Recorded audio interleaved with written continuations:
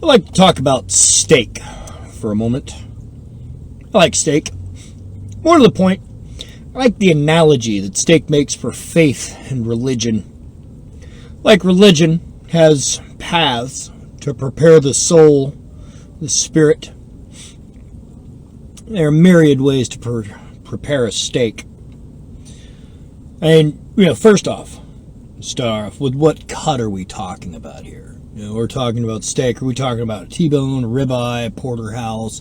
Are we talking just a simple flank steak? Are you talking about some, once you start working at steak, even if you start off with the position that, a simple steak is going to be 3/4 of an inch thick and about 6 inches by 9 inches.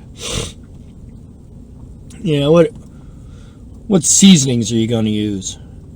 Once you get past the actual, size of it, what kind of cut you're going to use, what seasoning are you using? Are you going to use a little bit of salt, garlic, pepper, cinnamon? Do you add a dash of white pepper instead of using black pepper so that it has a higher, more stinging taste? Do you think that too much seasonings ruin the natural flavor of the meat? Do you use marinades? How long do you let it sit?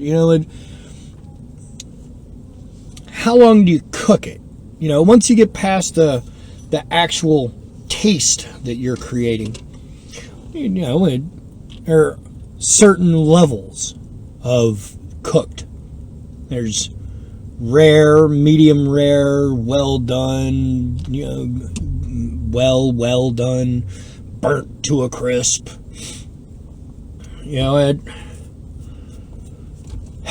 How long do you cook it?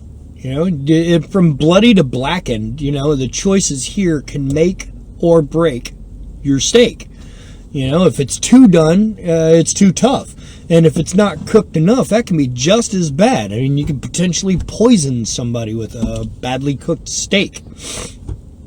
And you got purists who are even weird about, no seasoning at all, because that takes away from the flavor of the meat. And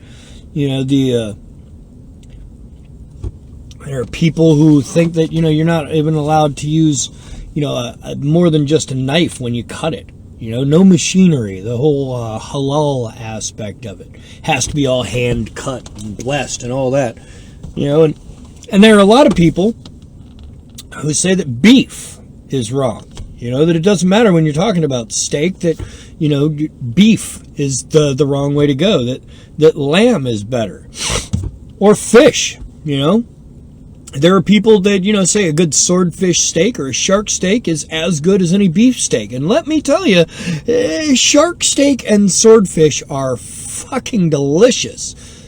Properly done, a little bit of lemon, a little bit of pepper. And again, to each their own seasonings on this.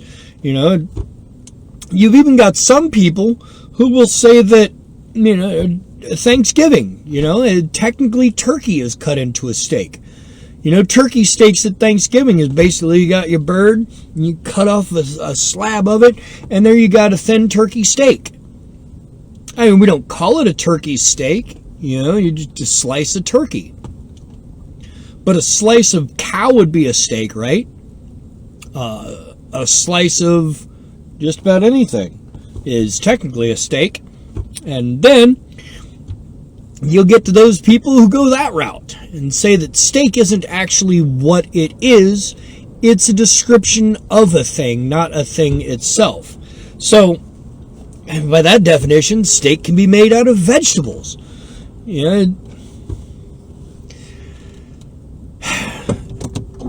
Veggie steaks. The problem arises, though, when you start assuming that your steak, that there's only one way to prepare a steak, that with all the different varieties of seasoning and all the cooks in the world, that you have the best tasting steak. And taste, like faith, is a personal thing. It develops and evolves and grows as you experience things. I mean, imagine if you were forced to only have steak the way someone else decided you were going to have steak made. That would be pretty crappy. I'm sure there's a lot of people who can analogize that to other crap. And I mean, along the way, you've got purists on every level of that who insist that changing any part of it is wrong. That once you've defined Montreal steak, you can't add a little bit more garlic to it and call it Montreal steak, because that would make it something else. You know, if you take the pepper, the heavy pepper taste out of Montreal steak, it basically turns into what? Chicago style?